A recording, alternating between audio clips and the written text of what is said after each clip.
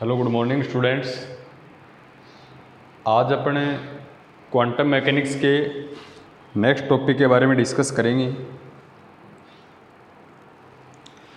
और इससे पहले अपन पढ़ चुके हैं प्लांक की क्वांटम परिकल्पना। जो प्लांक क्वांटम हाइपोथेसिस जो है और उसके बारे में अपन पढ़ चुके हैं। और वो क्या कहता है कि ब्लैक बॉडी से एमिट होने वाली जो रेडिएशंस हैं वो किन की वजह से होती है? वो होती है विद्युत चुंबकीय दोलकों के द्वारा, इलेक्ट्रोमैग्नेटिक जो ऑसिलेटर होते हैं उनकी वजह से। और प्रत्येक दोलक की जो एनर्जी है वो आवर्ती के समानुपाती होती है, यानी एनर्जी E=H न्यू होती है। तो आज अपन डिस्कस करें कि इसका फर्स्ट पॉइंट अपन मान लें प्लांक दोलकों की मध्य ऊर्जा।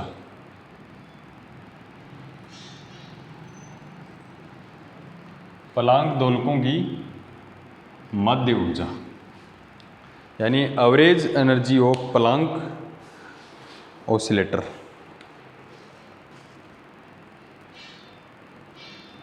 एवरेज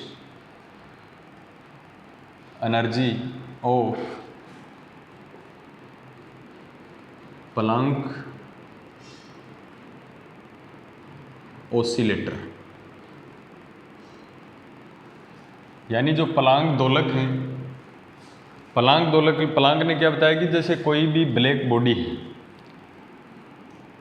और उस ब्लैक बॉडी में रेडिएशन जो निकलती है वो विद्युत चुंबकीय दोलकों के द्वारा निकलती है। विद्युत चुंबकीय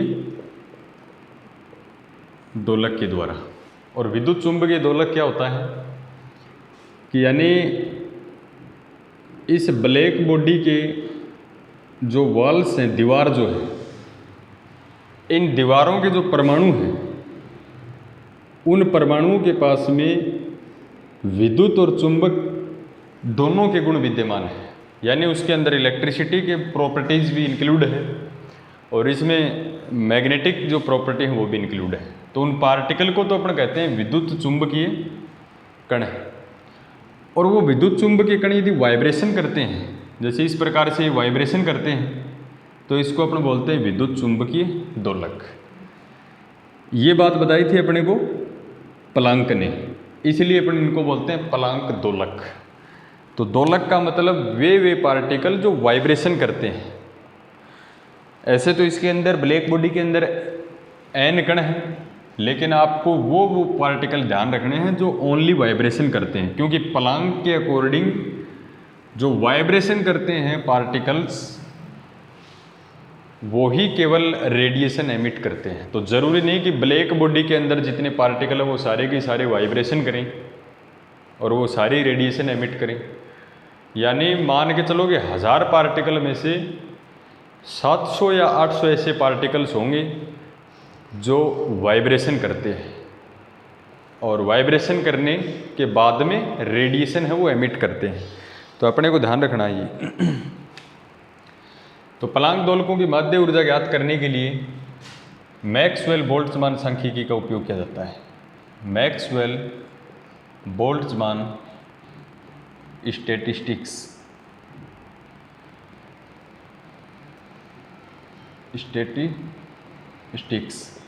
मैक्सवेल बोल्ट्जमान सांख्यिकी से।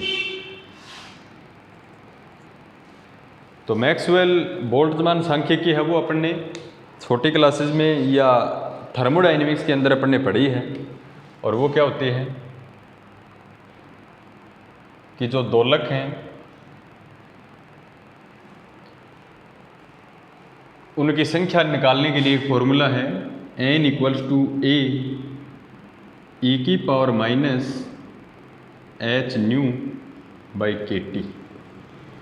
ये जो फॉर्मूला है वो मैक्सवेल बोल्ट्जमान सांख्यिकी का फॉर्मूला है। और अपन यदि नंबर ऑफ पार्टिकल n हो, इफ n क्या हो, टोटल नंबर ऑफ पार्टिकल्स, यानी ब्लैक बॉडी की दीवारों, यानी ब्लैक बॉडी के पास total number of particles n है, तो एक पार्टिकल की एनर्जी h न्यू है, तो n पार्टिकल की एनर्जी क्या होगी, n h न्यू होगी। तो ये फॉर्मूला जो है ये इस प्रकार से लिखा जाएगा फिर n equals to a into e to the power minus n h nu by kT।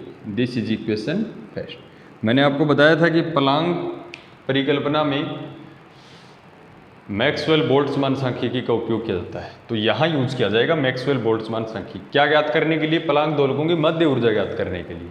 जैसे मान के चलो कि एक दोलक की ऊर्जा प्लांक सर ने कितनी बताई है, h न्यू होती है भाई, और मान के चलो कि 10 दोलक हैं, तो 10 दोलकों की ऊर्जा कितनी होगी, 10 h न्यू। तो ऐसे ही सबसे पहले तो अपने को ये पता होना चाहिए कि कितने नंबर ऑफ पार्टिकल्स हैं जो वाइब्रेशन करते हैं, तो वो अपन मैक्सवेल सांख्यिकी से, मैक्सवेल जो बोल्ट्जमान सांख्यिकी है उससे अपन निकालेंगे। और जहाँ k क्या है, बोल्ट्जमान कांस्टेंट, बोल्ट्जमान कांस्टेंट, इसकी वैल्यू होती है फिक्स, जो छोटी क्लासेज में अपन पढ़ते हैं। तो अपने को माध्य ऊर्जा निकालनी है, तो सबसे पहले तो चेक करो कि इसके अंदर कितने पार्टिकल हैं वो दोलन करते हैं। तो सबसे पहले अपन इसके बारे में डिस्कस करें। मान के चलो कि n दोलक हैं, n परमाणु हैं, n परमाणु की ऊर्जा कितनी होगी, NH न्यू। यानी अपन लिखें कि एक दोलक की ऊर्जा,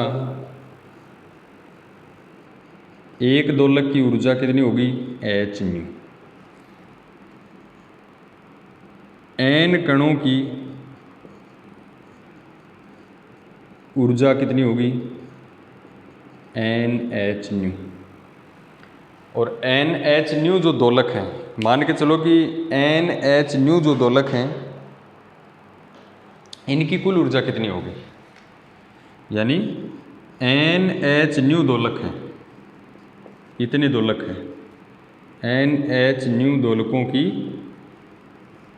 कुल ऊर्जा। दोलक की बात कर रहा हूँ मैं जो वाइब्रेशन कर रहे हैं। अरे नंबर ऑफ पार्टिकल तो n है, एक पार्टिकल की एनर्जी h न्यू है, तो n पार्टिकल की एनर्जी NH न्यू, ये तो कुल कणों की ऊर्जा हुई। अब उन कणों में से कितने नंबर ऑफ पार्टिकल वाइब्रेशन करते हैं, क्योंकि रेडिएशन तो वही देंगे ना जो वाइब्रेशन करते हैं, तो इन n कणों में से कितने पार्टिकल्स हैं वो वाइब्रेशन करते हैं। तो ये जो कितने पार्टिकल हैं, ये नंबर ऑफ पार्टिकल्स ऐसे हैं जो वाइब्रेशन करते हैं। तो NH न्यू दोलकों की कुल ऊर्जा कितनी होगी, यानी ये दोलकों की संख्या होगी NH न्यू। और ऐसे कितने नंबर ऑफ पार्टिकल्स हैं जो वाइब्रेशन करते हैं, यानी वो मैक्सवेल बोल्ट्जमान सांख्यिकी के अनुसार n है। तो इस चीज़ का आप लोगों को ध्यान रखना है।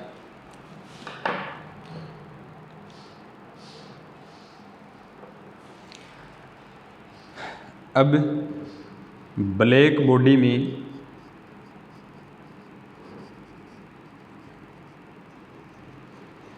दोलकों की, यानी कृष्णिका में दोलकों की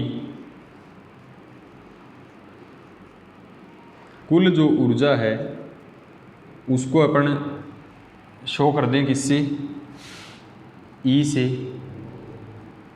और कुल के लिए इसका समेशन का यूज करें तो समेशन ऑफ NH न्यू और इनटू में NN। ये ब्लैक बॉडी के अंदर जो दोलक हैं, दोलक तो कितने हैं, NN, एक दोलक की ऊर्जा कितनी है, NH न्यू, तो कुल दोलकों की ऊर्जा कितनी होगी, NH न्यू। यानी एक दोलक की जो ऊर्जा है उसको पूरे दोलकों की संख्या से मल्टीप्लाई कर दें अपन, तो समेशन का यूज अपन पता है। और कुल कणों की संख्या कितनी है, कुल दोलकों की संख्या,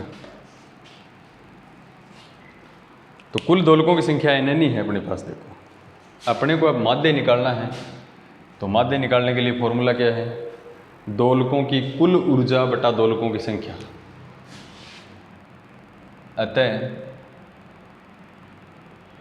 माध्य ऊर्जा, मीन एनर्जी जो है, माध्य ऊर्जा के लिए इस सिंबल का यूज करेंगे।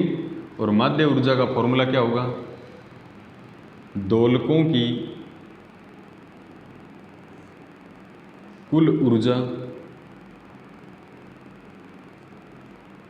और बटा में दोलकों की संख्या, ऐसे निकलेगी। तो ई एवरेज इक्वल्स टू दोलकों की कुल ऊर्जा कितनी है, कुल ऊर्जा अपने निकाली है समेसन ऑफ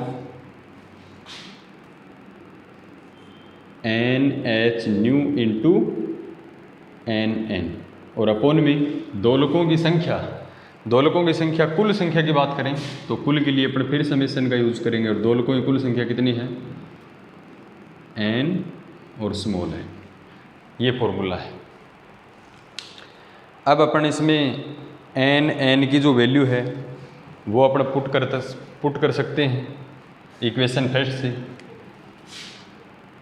तो बाय इक्वेशन फर्स्ट से NN की वैल्यू पुट कर सकते हैं अपन।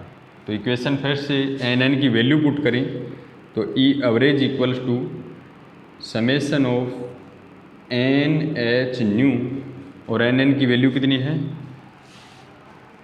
Into A minus NH nu by KT और अपोन में समेसन और NN की वैल्यू कितनी है इक्वेशन फर्स्ट में A into E minus NH nu by KT। ये अपन ने क्या कि समीकरण 1 से जो NN की वैल्यू है वो अपन ने पुट कर दी। अब इसके अंदर H न्यू बाई KT है उसको x मान लें। अब फिजिक्स का रोल यहाँ इसमें कुछ भी नहीं है, अब मैथमेटिक कैलकुलेशन है। तो अपन मान लें, चलो इसको अपन मिटा देते हैं यहाँ से।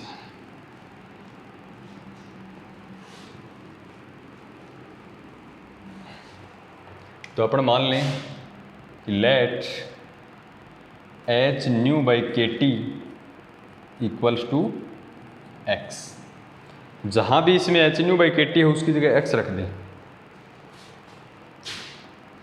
तो E average equals to summation of NH nu into A minus N H nu by KT को क्या रख दें x upon summation of A into E minus N H nu by KT को क्या लिख दें x लिख दें।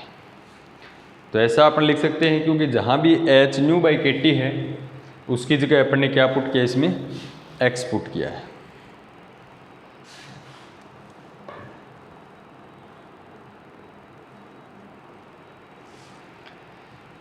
अब इसमें अपन H न्यू की वैल्यू भी रख सकते हैं। H न्यू की वैल्यू क्या आएगी x KT। तो यहाँ ये H न्यू भी गायब करें अपन, तो इसको क्या लिखते हैं ये average of E equals to summation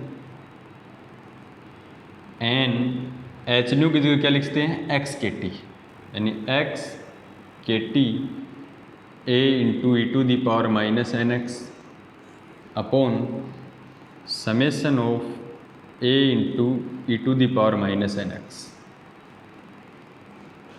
इसमें से अपन KT समेसन से बाहर लिख सकते हैं, कांस्टेंट है।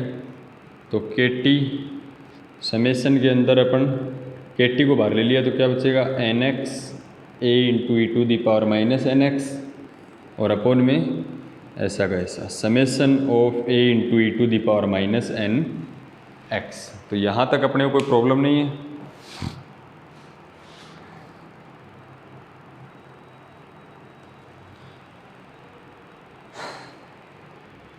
अब देखो इसको अपन डिफरेंशिएशन की फॉर्म में लिखेंगे। इसको अपन डिफरेंशिएशन की फॉर्म में लिखें तो किस प्रकार से अपन इसको लिख सकते हैं। देखो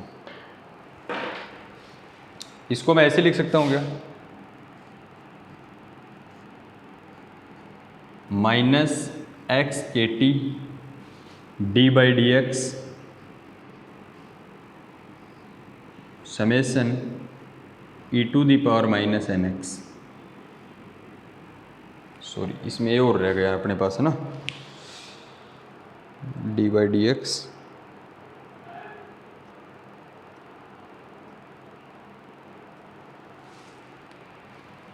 ये तो दोनों में कैंसिल हो जाएगा, इसमें भी है, ये तो कैंसिल ही हो गया। D by D x summation of e to the power minus N x और अपॉन में summation of e to the power minus N x.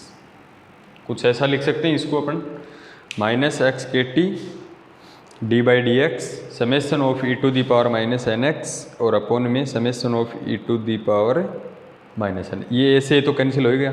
अब इसको ऐसा क्यों लिखा, इसको खोल के देखो, D by D x differentiation करो इसका, ई की पावर माइनस एन एक्स का डिफ्रेंशिएशन करेंगे तो ई की पावर माइनस एन एक्स, फिर अपन किसका करेंगे, माइनस एन एक्स का करेंगे, तो एन एक्स एक्स का एक्स के रेस्पेक्ट में 1 तो माइनस एन आ जाएगा, तो माइनस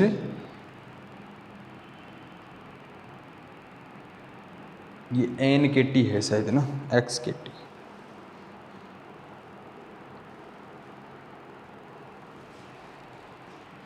ई की पावर है ये माइनस एन एक्स। तो इसको डिफ्रेंशिएशन की फॉर्म में खोलेंगे अपन, इसको ओपन करेंगे तो यही आ जाएगा सेम। तो यहाँ तक अपने को कोई दिक्कत नहीं है। अब देखो इस डिफ्रेंशिएशन को आप खोल के देखो, ये सेम क्वांटिटी आ जाएगी ऊपर वाली। डिफ्रेंशिएशन को अपन ओपन करेंगे तो क्या आएगा, देखो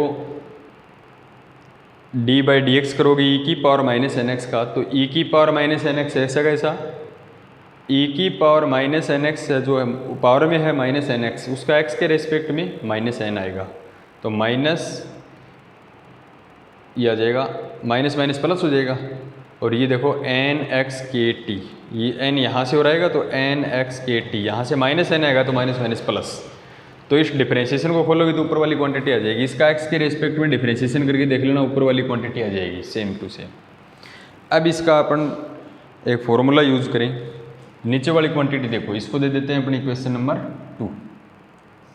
तो नीचे वाली क्वांटिटी की अपन बात करें तो summation of e to the power minus N x को क्या लिखते हैं, एन क्या है यहाँ पे, एन इक्वल टू 0 1 2 3 इस प्रकार से है। तो एन की वैल्यू 0 रखूँगी तो ई की पावर 0 की वैल्यू 1 प्लस, समेसन का मतलब प्लस, एन की वैल्यू 1 रखो तो E to the power minus x plus, summation का मतलब प्लस, एन की वैल्यू 2 पुट कर तो E to the power minus 2x, E to the power minus 2x plus dot dot dot, ये इस प्रकार से चलता जाएगा। अब ये प्रसार है, किसका प्रसार है, 1 माइनस ई की पावर माइनस एक्स और उसकी पावर प्लस 1 का या माइनस 1 का, 1 minus E to the power minus x और उसकी पूरे की पावर माइनस 1 का एक्सपेंशन क्या होता है, प्रसार। तो बिल्कुल इजी मैथमेटिक्स है जो इसको अपन पहले भी कर चुके हैं, यानी ये क्या हो जाएगा, summation of e to the power minus N x equals to, ये एक्सपेंशन है, प्रसार है किसका, 1 minus E to the power minus x और उसकी पावर माइनस एन, इसका प्रसार करके देखो सेम ही आएगा।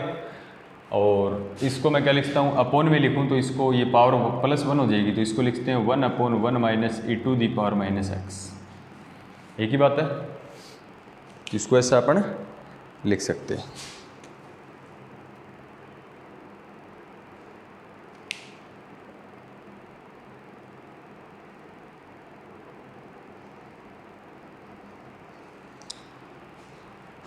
अब इसका अपन यूज लें,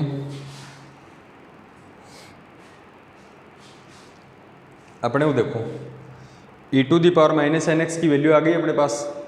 अब अपने E to the power minus N x जो है उसका डिफ्रेंशिएशन होना चाहिए, तो इसको क्या लिख सकते हैं, ये वैल्यू किसकी है, summation of e to the power minus N x. तो ये तो यहाँ रख देंगे अपन, इसका अपने को डिफ्रेंशिएशन होना चाहिए एक्स के रिस्पेक्ट में। नाउ बाई डिफ्रेंशिएशन, क्यों निकाल रहे हैं अपन डिफ्रेंशिएशन, क्योंकि इसका डी बाई डी एक्स करें तो d by D x summation of e to the power minus N x, ये ऐसा कैसा आ जाइए। तो इसका अपने को क्या चाहिए, D by D x, D by D x ये भाई देख E to the power minus N x का, तो both side D by D x कर, डी बाई डी एक्स कर, 1/1 minus E to the power minus x का differentiation कर। दोनों साइड क्या किया अपने, डिफरेंट क्यों किया, क्योंकि ये वैल्यू अपने को मिल जाएगी। इसका अपन डिफ्रेंशिएशन करेंगे तो क्या आएगा, 1/1 minus E to the power minus x का डिफ्रेंशिएशन,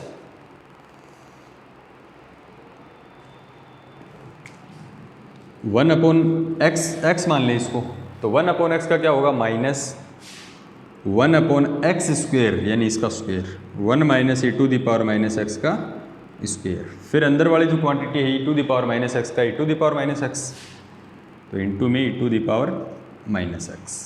कुछ ऐसा ही होगा शायद इसका, तो इसको एक्स मान लेंगे ना। 1 अपॉन एक्स का क्या होगा माइनस 1 अपॉन एक्स स्क्वेयर, और फिर अंदर वाली quantity E to the power minus x है, E to the power minus x का E to the power.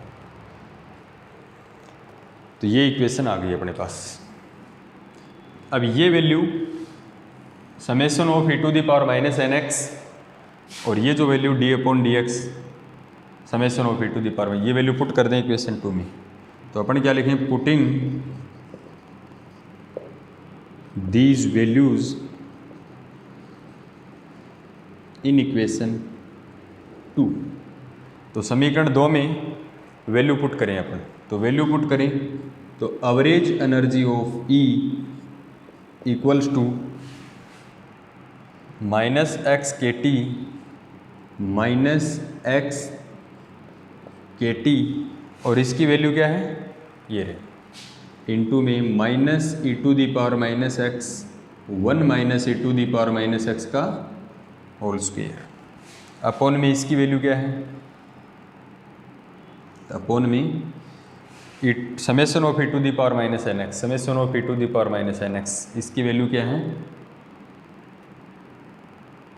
1 upon 1 minus E to the power minus n है। तो 1 अपॉन ये रखेंगे तो ये अपॉन वाला ऊपर चला जाएगा, तो ये मल्टीपल में आ जाएगी 1 minus E to the power minus x. सही किया ना अपन ने, ये वैल्यू अपन ने यहाँ से पुट कर दी। तो क्या बचेगा ये एक तो कैंसिल हो गया, 2 है, माइनस माइनस क्या हो गया प्लस हो गया। तो ई एवरेज इक्वल्स टू क्या आएगा अपन देखें x k T, minus minus तो प्लस हो गया एक्स के टी, और ऊपर ये बच गया इनटू में E to the power minus x, और अपोन में क्या बच गया 1 minus E to the power minus x. अब ये जो क्वांटिटी है ई की पावर माइनस एक्स, इसको मैं ऐसे भी लिख सकता हूँ, ये ऐसा कैसा है एक्स के टी, और ये इसके डिवाइड में लग जाएगी क्योंकि डिवाइड वाली क्वांटिटी फिर मल्टीपल में जाती है ऊपर। तो इसको ऐसे भी लिख सकता हूँ 1 upon e to the power minus x minus E to the power minus x upon e to the power minus, ऐसे भी लिख सकते हैं। ये की बात है, ई की पावर माइनस एक्स को डिवाइड में लेके आए तो 1 अपॉन होगा ये, तो इसके डिवाइड में लगेगी E to the power minus x E to the power minus x, दोनों के लग जाएगी। थोड़ा लेंथी टॉपिक है लेकिन बिल्कुल इजी है, थोड़ा सा सीक्वेंस में अपन करें तो अगर एक एक पॉइंट को भी अपन ने इधर उधर कर दिया तो कैलकुलेशन में गड़बड़ हो जाएगी। देखो स्टैटिस्टिकल जो है वो थर्मोडायनेमिक्स में अपने अच्छे तरीके से पढ़ी हुई है, तो कोई ज़्यादा प्रॉब्लम भी नहीं आएगी इसमें। तो E average equals to x k T upon 1 upon ई की पावर माइनस एक्स, ये इससे ऊपर जाएगी तो ई की पावर एक्स प्लस की, और माइनस ये सेम है तो 1 आ जाएगा, E to the power x minus 1। ये आ गई एवरेज वैल्यू अपने पास। और इसकी माध्य ऊर्जा अपन निकालें तो यहाँ तक भी ठीक है, और इसको थोड़ा सा आगे करें तो x अपन ने क्या माना था, उस x की वैल्यू जो है वो अपन पुट कर सकते हैं। x किसको माना था अपन ने, माना गया है h न्यू बाई के टी को क्या माना था भाई, x माना था। तो x इंटू के टी को क्या लिखते हैं, x इंटू के टी को क्या लिखते हो h न्यू, और x को क्या लिखते हो h न्यू बाई के टी। तो प्लांक दोलकों की जो माध्य ऊर्जा होगी ई average equal to x k T को क्या लिखेगा भाई, ये के टी साइड में जाएगा एक्स के टी, तो क्या लिखेगा एच न्यू, ई की पावर एक्स, एक्स की वैल्यू रख एच न्यू बाई के टी माइनस 1। ये कहलाती है प्लांक दोलकों की माध्य ऊर्जा।